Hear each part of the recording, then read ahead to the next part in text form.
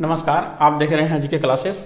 और आज आप लोगों को जो है ये जो सीटेट में जो है प्रत्येक वर्ष या हर एग्जाम में 1 मार्क्स का पूछा जाता है, जो राष्ट्रीय पाठ्यचर्या की रूपरेखा नेशनल कैरिकुलम फ्रेमवर्क।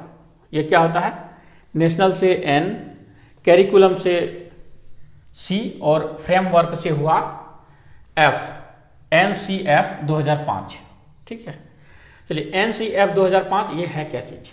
ये जो अभी आप लोग प्रत्येक सीटेट और जेटेट में देखे हैं, कोई भी एग्जाम हो जो भारत में हमारा जो राज्य में जो टीचर पात्रता परीक्षा जो लिया जाता है, उसमें ये हमारा क्वेश्चन जो एक क्वेश्चन हर एग्जाम में देखने को मिलता है।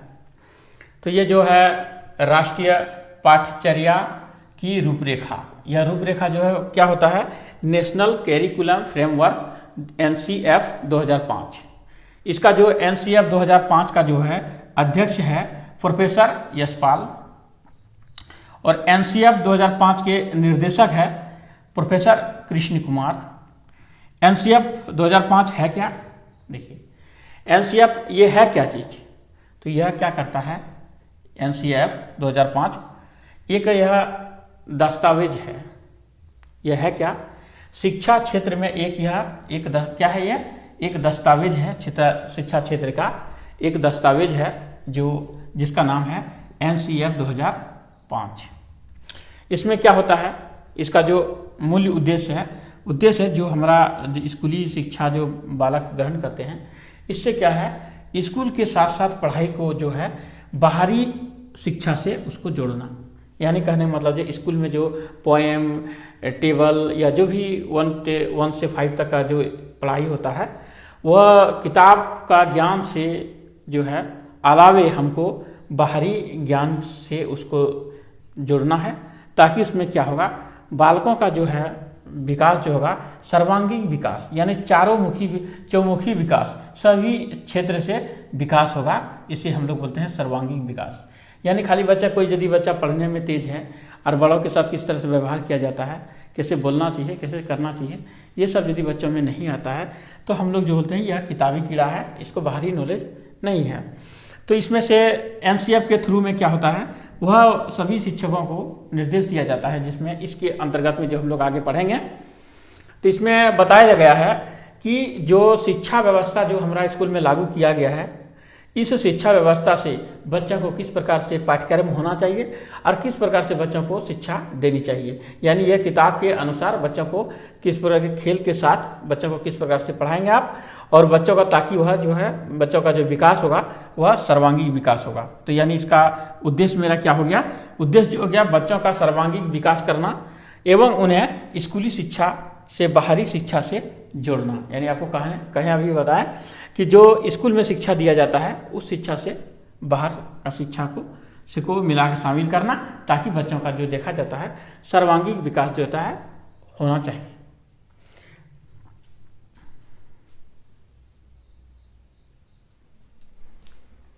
राष्ट्रीय पाठ्यक्रम की पाठ्यचर्या की रूपरेखा जो है NCF, हमारा जो दूसरा उद्देश्य क्या है? पहला उद्देश्य तो आप लोगों ने देखिए, पहला उद्देश्य है बच्चों का सर्वांगीण विकास करना एवं स्कूली शिक्षा से बाहरी शिक्षा को जोड़ना। अब इसमें जो है दूसरा जो है उद्देश्य है कि NCF 2005 बच्चों के मूल्यांकन के लिए सतत एवं व्यापक मूल्यांकन पर बल देना, नवीन सोच,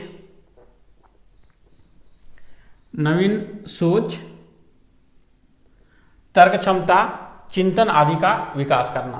अगर हम इसके तहत में है बच्चों को जब हम फ्री छोड़ेंगे तो नवीन सोच होगा, आगे बढ़ेगा, और तर्क क्षमता से वह चिंतन के द्वारा वह नया विचारधारा को विकास करेगा। अब यहाँ एक आता है, ये NCF जो है राष्ट्रीय पाठ्यचर्या की रूपरेखा, यह NCF आया कहाँ से? ठीक है, यह सरकार को पहले दिमाग में कहाँ से आया, ये शब्द जो है उनको कहाँ से आ गया कि ये हमको लिखना है? जिसका जो है प्रोफेसर यशपाल और कृष्ण कुमार को जो सोच में आया कि यह हम एनसीएफ जो लिखेंगे वह कहीं से तो लिखा होगा, कहाँ से लिखा है, ये हम बता रहे हैं आपको कि एनसीएफ जो है, ये शब्द जो है एक निबंध है रविन्द्रनाथ टैगोर का, और रविन्द्रनाथ जो लिखी हुई एक निबंध है, उस निबंध का नाम है सभ्यता व प्रगति। सभ्यता व प्रगति का जो एक निबंध लिखा हुआ है रविन्द्रनाथ टैगोर ने,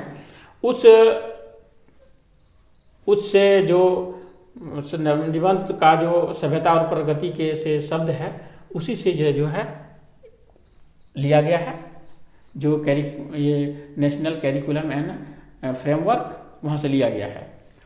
और इसमें जो है एनसीएफ 2005 में रूपरेखा के तहत में सभी भाषा में अनुवाद करना है। जैसे 8वीं अनुसूची में क्या है, 8वीं अनुसूची में 22 भाषा है, 22 भाषा को इसके अंतर्गत में रखा गया है। ये हमारा है राष्ट्रीय पाठ्य चर्चा की रूपरेखा, ठीक है। अब इसमें जो है हम लोग जो है इसका विस्तृत सिद्धांत, क्या सिद्धांत था उसको भी हम लोग देखेंगे। चलिए हम लोग समझते हैं कि एनसीएफ के 5 सिद्धांत पर आधारित है। एनसीएफ कितने सिद्धांत के आधारित है? 5 सिद्धांत पर आधारित है। वह कौन सा सिद्धांत है? तो चलिए इस बात को हम लोग समझेंगे कि जो एनसीएफ जो है, जो हमारा एनसीएफ के जो प्रोफेसर यशपाल और कृष्ण कुमार ने जो एनसीएफ का जो तैयार किया है, उनका 5 सिद्धांत दिया है। 5 सिद्धांत पर यह आधारित काम करता है। वह कौन सा सिद्धांत पर काम करता है, इस बात को आज हम लोग देखेंगे। तो यह जो एनसीएफ है, ज्ञान को बाहरी जीवन से जोड़ना, यानी ये कहने का मतलब है कि जो बच्चा किताब पढ़ेगा, किताब के साथ साथ वह बाहरी जैसे वातावरण, ये सब बाहरी जो नॉलेज है उसको ग्रहण करना, बाहरी क्रिया को पर ध्यान देना से क्या होगा, इससे कि शरीर से लेकर वह सभी क्रिया पर ध्यान केंद्रित होगा। खेल कूद, क्विज क्वेश्चन में भाग लेना, तरह तरह के एग्जाम में भाग लेना, और अपने परीक्षा को एक डर के भय से न देखकर वह एक आनंददायक उद्देश्य से देखकर वह सारी क्रिया को करे, जिससे वह पढ़ाई को वह बोझ न समझे। इससे ज्ञान के से बाहरी जीवन से जोड़ने का अर्थ है।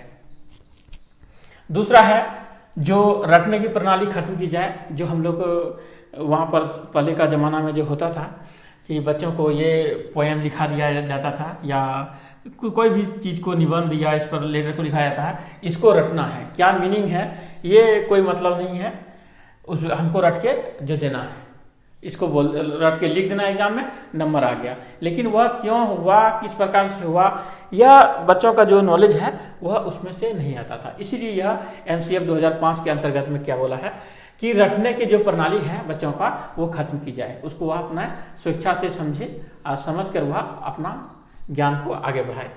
तीसरा है पाठ्य पुस्तक पर केंद्रित न हो शिक्षा, मतलब शिक्षा के जो स्कूल में शिक्षा दिया जाए उसी में बच्चों को सीमित नहीं रखे, ताकि वह बाहरी शिक्षा पर भी ध्यान दे।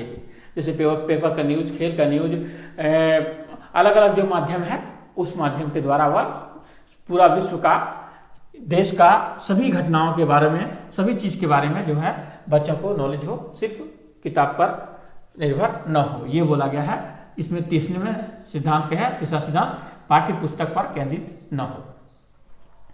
चौथा है कक्षा कक्ष को गतिविधियों से जोड़ा जाए और इन्हें लचीला बनाया जाए। अब मान लीजिए अगर यदि जो बच्चा है आपका 5 क्लास का बच्चा है, और अगर वो 10th क्लास का जितना मैथ का प्रॉब्लम है, या 10th क्लास का जो ऐसा जितने सारे मैथ का जो पाठ्यक्रम है, उस पाठ्यक्रम को हम कक्षा 5 में लगा देंगे, तो बच्चा उस जितना भी मैथ है या अन्य विषय है उसको वह समझ नहीं पाएंगे, और वो बनाने में बड़ा उनको जो है कठिन बुझाने लगेगा, जिससे क्या क्या होगा, वह पढ़ाई को वह क्या करेगा, बीच रास्ते में ही छोड़ देगा। इसलिए इसका जो यशपाल और कृष्ण कुमार ने, प्रोफेसर यशपाल और कृष्ण कुमार ने का कहना है कि कक्षा में जो चीज हम लोग सीखते हैं, ठीक है, हम लोग जो चीज जानते हैं उस चीज को हम लोग बहुत आनंद से करते हैं, अगर यदि आपको साइकिल चलाने आता है तो आप साइकिल बड़ी बखूबी से आप चला लेते हैं। अगर यदि साइकिल के स्थान पर यदि आपको हवाई जहाज चलाने दे दिया जाए तो आप इतना आपके मन में इतना डर हो जाएगा कि गिरेगा, अगर यदि किसी प्रकार से हमसे गलती हो गया या हम तो कर ही नहीं पाएंगे, आपके एक दिल में जो है एक प्रकार का डर उठ जाएगा और वो डर के मारे क्या होगा कि आप उस काम को करने में आपको इच्छा नहीं होगा। और अगर यदि करने भी आपको यदि फोर्स देकर भी करवाया जाए तो आप क्या करेंगे, कितना जल्दी यह काम मेरा हाथ से नहीं खत्म हो जाए और हमको जो है छुटकारा मिल जाए, वह आपको भार के रूप में दिखाने लगेगा। इसलिए बताया गया है कक्षा कक्ष को गतिविधियों से जोड़ा जाए और इन्हें लचीला बना जाए, माने एकदम ऐसे इतना सुगम पूर्वक बनाया दिया जाए कि बच्चे को जो पाठ्यक्रम है वह छोटा हो और उसमें से वह अपना जो उसमें भी कंटेंट हो उस कंटेंट को वह एक सरल हो ताकि बच्चे को पढ़ाई से वह उबे नहीं। पांचवा जो बोला गया है, राष्ट्रीय बिंदुओं को पाठ्यक्रम में शामिल किया जाए। राष्ट्र के जो हमारा महत्व है भारत देश का महत्व बिंदुओं को केंद्रित किया जाए उसमें, और उसमें पाठ्यक्रम में जोड़ाकर उसके देश के सभी भागों के बारे में और तरह तरह के जितना संविधान से संबंधित जगह के संबंधित भारत में जितने बात सारे बिंदु हैं महत्वपूर्ण चीज हैं उन सबको पाठ्यक्रम में जोड़कर उन सबको सारी जानकारी दिया जाए। ये कहना है प्रोफेसर यशपाल को और कृष्ण कुमार का यह रूपरेखा का सिद्धांत जो दिया है उस सिद्धांत के अंतर्गत में बोला गया है। हम लोग आप देखते हैं एनसीएफ 2005 का जो सूत्र है यह किस सूत्र में काम करता है। ये जो एनसीएफ 2005 का सूत्र है इसमें किस सूत्र से काम करता है, तो बिना भार के अधिगम माने जिसमें ऐसा अधिगम जिसमें किसी प्रकार का आपका दबाव न हो। लर्निंग विदाउट बर्डन में भार होता है, लर्निंग अधिगम है और विदाउट में के बिना, तो लर्निंग विदाउट बर्डन, बिना भार का पढ़ाई हो वही पढ़ाई जो है इसका एनसीएफ का सूत्र है, बिना भार का अधिगम, जिसमें किसी प्रकार का उसको अधिगम उससे भार आपको उसको बुझाए ही नहीं।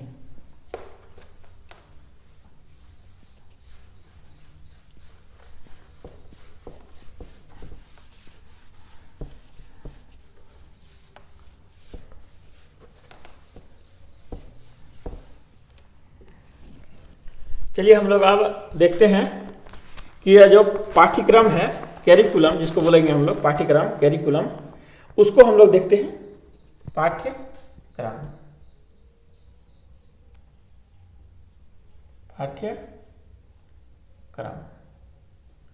पाठ्यक्रम जो होता है यह दो शब्दों से बना है। पाठ्यक्रम यह दो शब्दों से बना है, ठीक है। पहला है पाठ्य और दूसरा है क्रम। है एक शब्द एक दूसरा शब्द है जिसका पाठ्य का जो अर्थ होता है पढ़ना,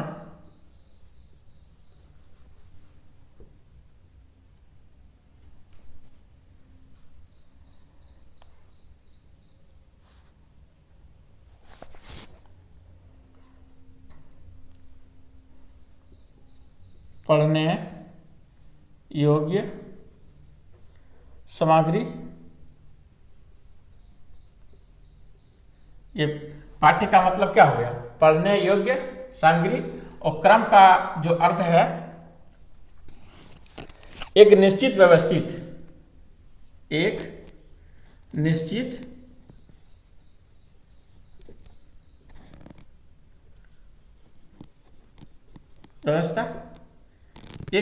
व्यवस्था, पढ़ने योग्य सामग्री जिससे हमको पढ़ने का सुविधा मिले, जैसे ग्लोब, मानचित्र, बुक, चौक, डस्टर, ये जितनी सारी है पढ़ने से संबंधित जितनी वस्तुएं हैं, या जो पाठ्य से संबंधित हो गया।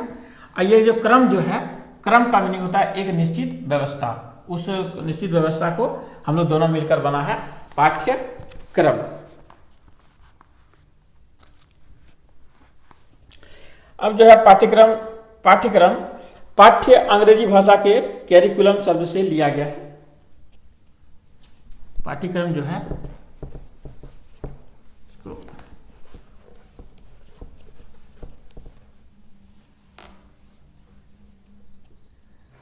पाठ्यक्रम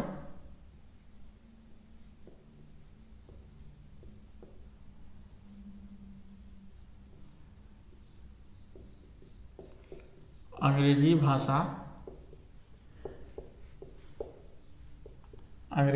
के कैरिकुलम शब्द से बना है।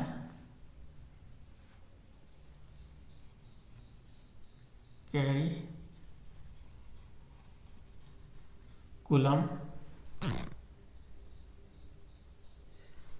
शब्द से बना है, ठीक है। पाठ्यक्रम जो है अंग्रेजी भाषा के कैरिकुलम शब्द से बना है। अब जो है फ्रोबेल के अनुसार, फ्रोबेल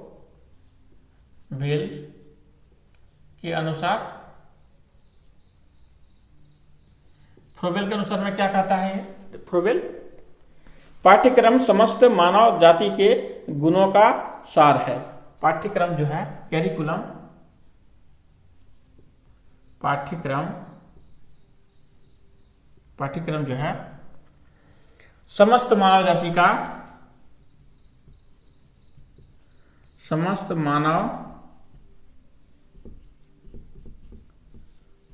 का सार है।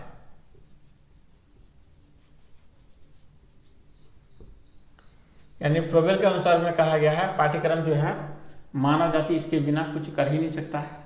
एक ही मात्र साधन है जो उसका जो है मुख्य सार है।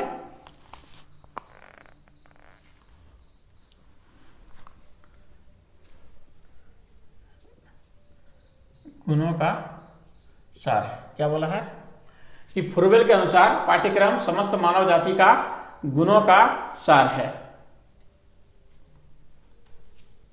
मानव जाति गुणों का सार है। कैरिकुलम जो है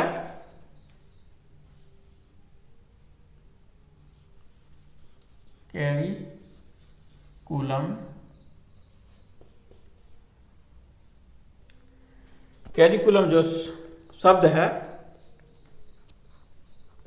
यह लैटिन भाषा से है। लैटिन भाषा का शब्द है। भाषा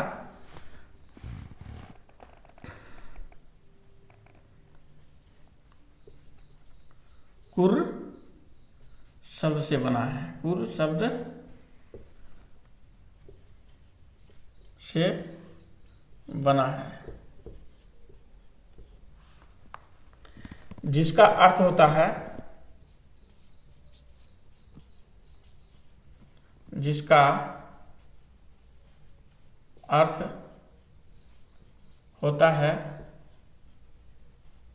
क्या इसका अर्थ होता है? कुर्रम। कुर्र से जो अर्थ होता है दौड़ का मैदान, दौड़ का मैदान। कैरिकुलम का जो शब्द है इससे दौड़ का मैदान। क्या पाठ्यक्रम में क्या क्या हम लोग समझे? पाठ्यक्रम जो है अंग्रेजी भाषा के कैरिकुलम शब्द से बना है। ठीक है, किससे बना है? कैरिकुलम शब्द से बना है। फ्रोबेल के अनुसार क्या होता है? पाठ्यक्रम समस्त मानव जाति गुणों का एक सार है। कैरिकुलम जो है लैटिन भाषा कुर्र शब्द से बना है, जिसका अर्थ होता है दौड़ का मैदान। यहां तक समझ गए? चलिए और आगे देखते हैं।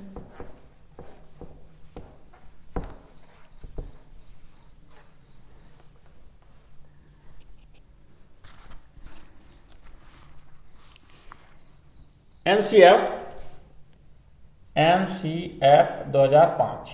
ठीक है, इसका जो महत्वपूर्ण बिंदु क्या है, ये महत्वपूर्ण बिंदु। अब इनके बाद क्या क्या महत्वपूर्ण बिंदु है उसको हम लोग अब देखेंगे। ठीक है, महत्वपूर्ण बिंदु क्या है वह देखेंगे। विद्यार्थियों को रटने से मुक्त करा जाए। विद्यार्थियों को, पहला जो हमारा बिंदु मुख्य बिंदु है, विद्यार्थियों को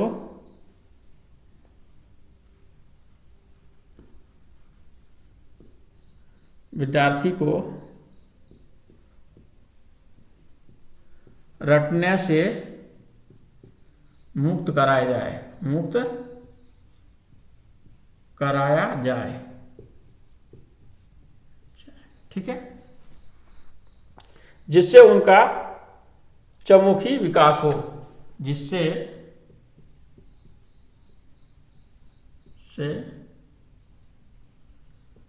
उसका चहुमुखी विकास हो। यह मेरा जो है पहला बिंदु है। ठीक है, इसमें बोला गया है जो NCF 2005 से मुख्य बिंदु यशपाल और कृष्ण कुमार ने कहा उनके अनुसार विद्यार्थियों को रटने से मुक्त कराया जाए, जिससे उसका चहुमुखी विकास हो। शिक्षा बाल केंद्रित होना चाहिए। शिक्षा कैसी होनी चाहिए? शिक्षा का जो व्यवस्था है बाल केंद्रित होना चाहिए। शिक्षा बाल केंद्रित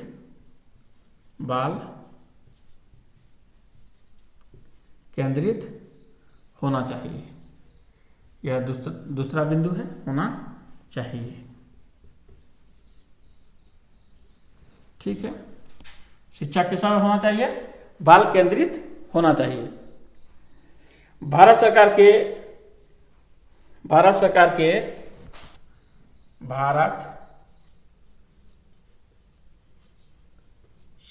के MHRD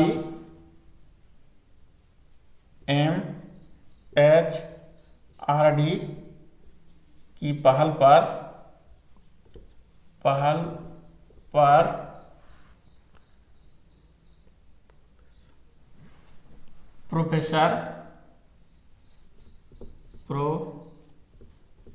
प्रोफेसर यशपाल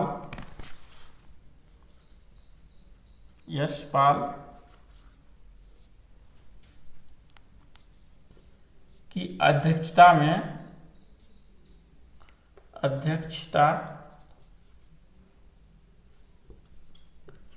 अध्यक्षता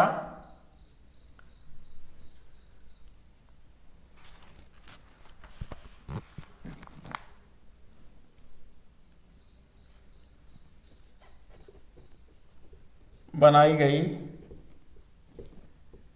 पाठ्यक्रम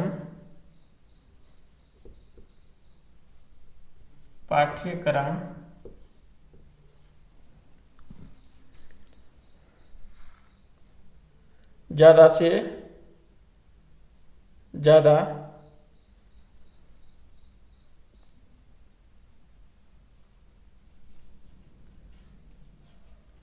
अधिक से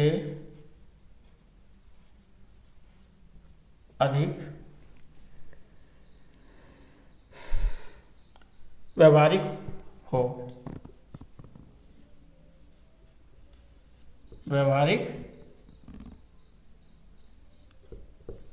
होना चाहिए।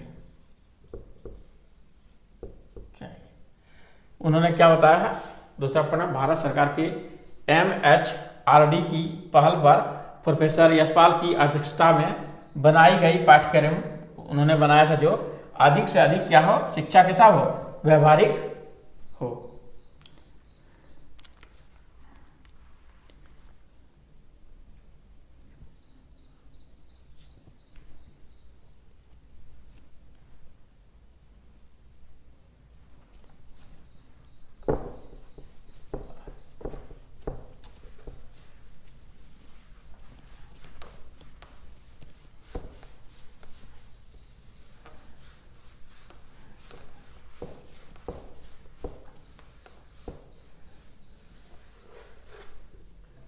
उनके अनुसार जो है पाठ्यक्रम राष्ट्रीय पाठ्य चर्चा की रूपरेखा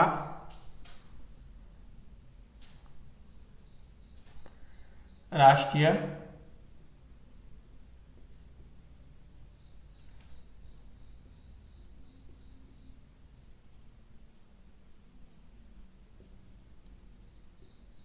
चर्या की रूपरेखा यानी एनसीएफ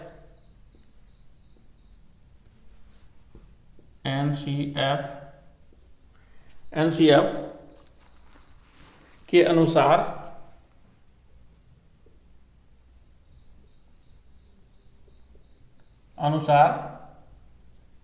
भाषा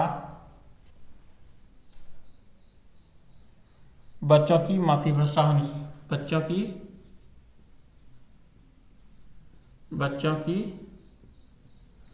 मातृभाषा होनी चाहिए। मातृभाषा होनी चाहिए।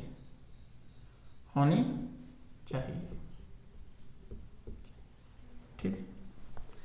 तो इन्होंने उनके पाठ्यक्रम में कहा गया है मुख्य बिंदु के रूप में कि जो राष्ट्रीय पाठ्य चर्चा की रूपरेखा जो है, जो बच्चों का जो एनसीएफ के अनुसार बच्चों की जो भाषा होनी चाहिए वह मातृभाषा होनी चाहिए।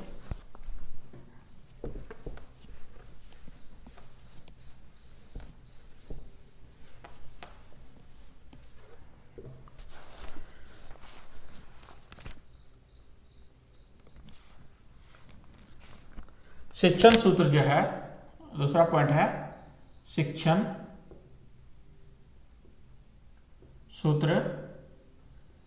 सूत्र जो होगा कैसा होगा? वह ज्ञात से अज्ञात की ओर,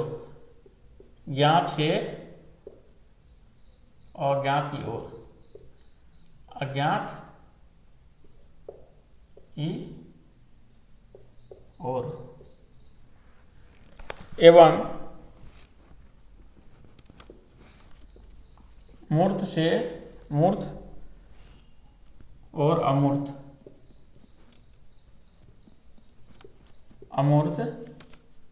की ओर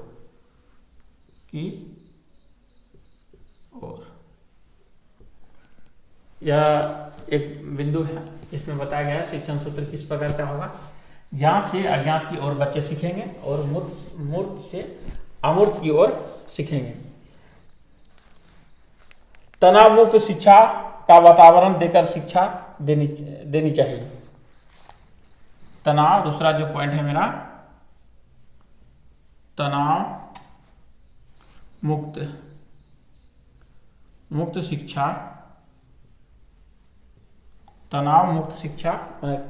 दबाव का शिक्षा का वातावरण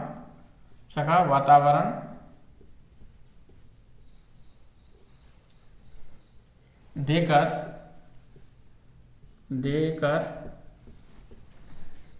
शिक्षा देनी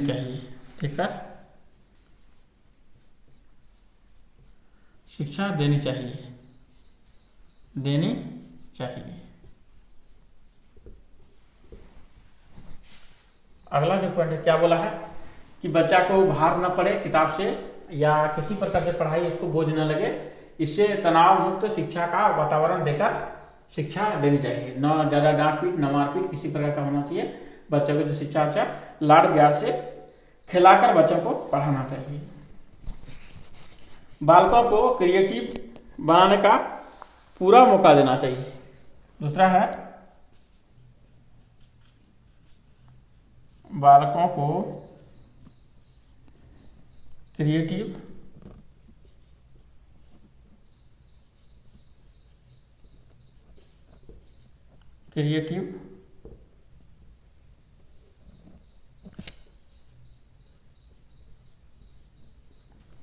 बनाने का पूरा मौका देना चाहिए। बच्चे को जो है क्या करना चाहिए, उनको जो है पूरा भरपूर मौका देना चाहिए। बच्चे को शोध विचार करने का, उस कार्य को करने का किसी प्रकार का उसको पाबंदी, दखलअंदाजी नहीं करना चाहिए शिक्षक को, ताकि बच्चे जो अपना मन से अच्छा उसका बेहतर से बेहतर रिजल्ट आपको दे सके।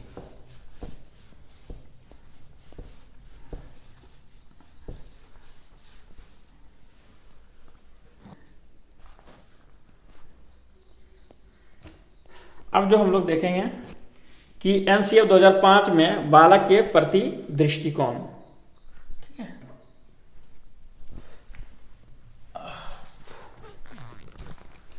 एनसीएफ 2005 में बालक के प्रति दृष्टिकोण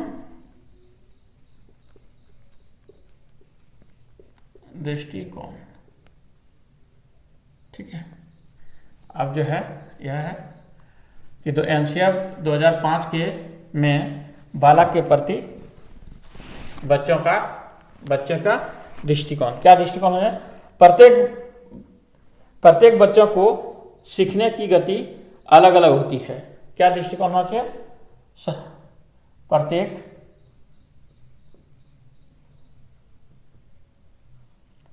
बच्चों की सीखने की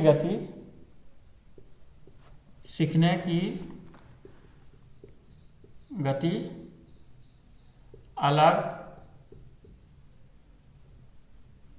अलग होती है।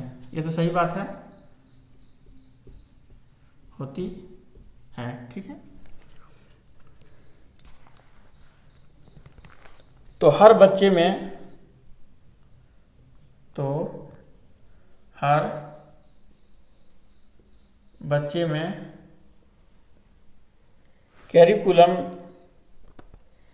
कैरिकुलम का भी अलग अलग होने चाहिए।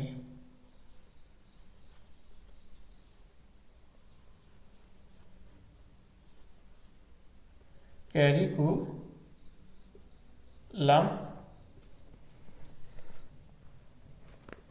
भी अलग अलग होनी चाहिए, ठीक है। प्रत्येक बच्चों में जो है सीखने की प्रगति गति जो है अलग अलग होती है, इसीलिए हर बच्चे में कैरिकुलम जो है, जो बच्चा धीमी सीखता है उसका जो है सिलेबस कम होनी चाहिए, और जो बच्चा तेज होता है उसका सिलेबस कुछ अलग होना चाहिए। शिक्षक को चाहिए कि वह बच्चों को अलग से अपने हिसाब से सिखाने का मौका दें। शिक्षक को चाहिए कि उस बालक को अलग से मौका दें, यानी बालक को जो है उसका अलग से मौका देने के लिए कह रहे हैं।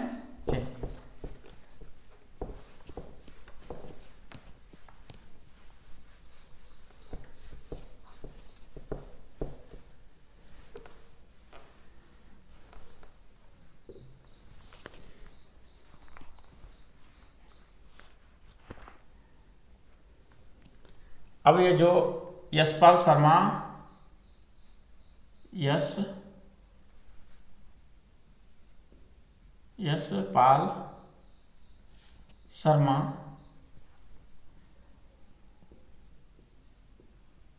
शर्मा समिति,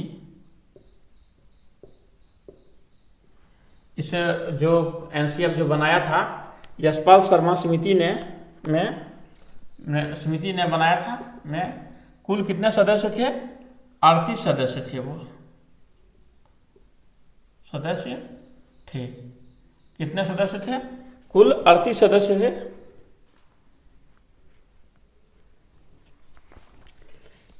जो इनमें जो था एनसीएफ 2005 का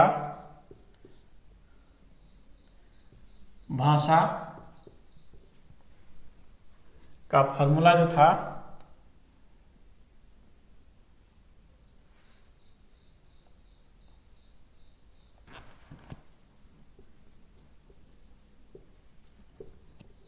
फॉर्मूला त्रिस्तरीय था। त्रिस्तरीय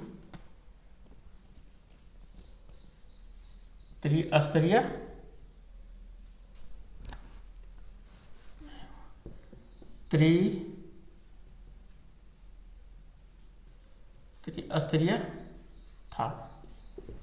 ठीक है। त्रिस्तरीय भाषा का कहने का मतलब प्रथम भाषा कौन था? 3 स्तर का भाषा जो था प्रथम भाषा, द्वितीय भाषा,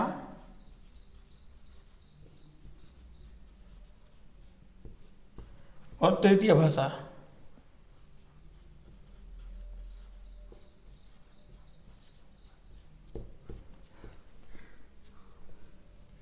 पहला जो भाषा है प्रथम भाषा हिंदी,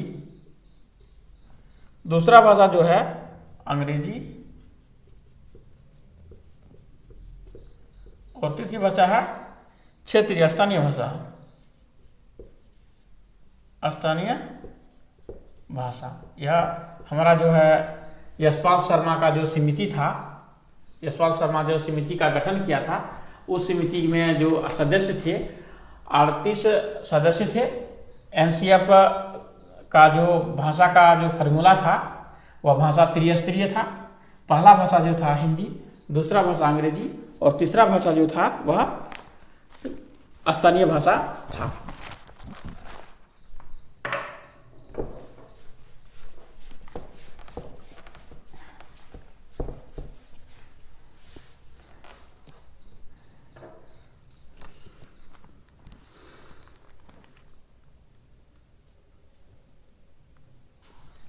अब जो है भारत में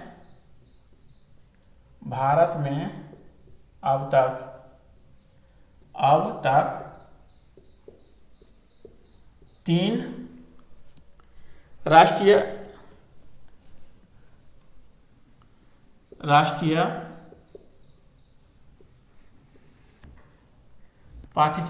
पाठ्य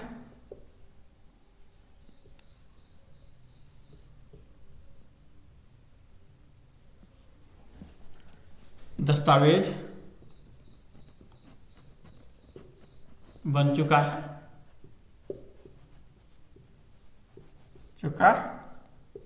है जो इस प्रकार है।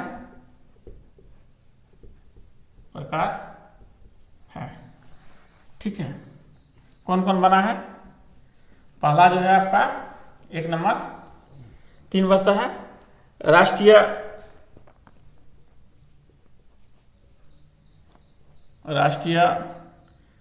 पाठ्यचर्या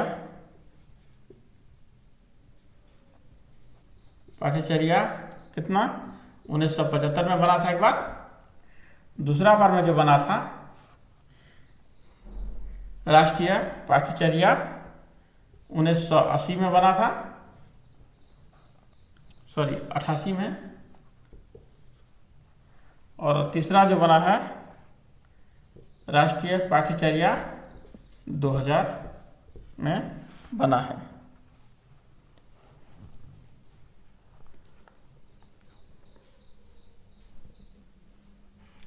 जो NCERT द्वारा बनाया गया दस्तावेज है।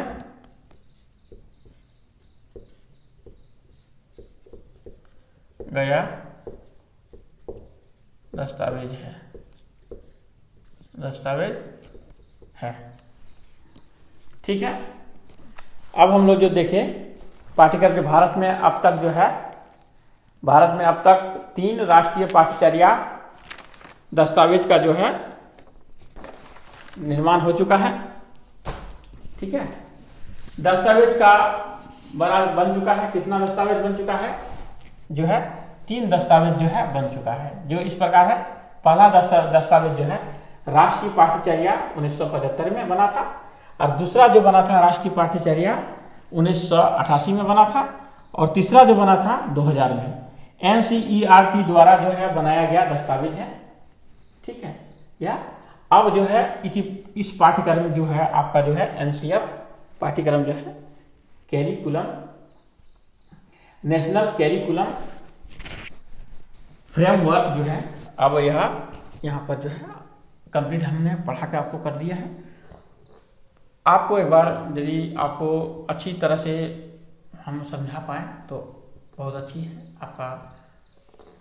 और अगर यदि मान लीजिए किसी तरह से आपको कहीं पर यदि कुछ चूक हो जाए तो आप हमको कमेंट के माध्यम से आप सूचित करेंगे कि यहाँ पर जो है इस प्रकार का है, इस प्रकार से होगा। जो भी आपको सजेशन देना हो आप हमारा जो कमेंट सेक्शन में आप जाकर दे सकते हैं। आज इतना ही, धन्यवाद।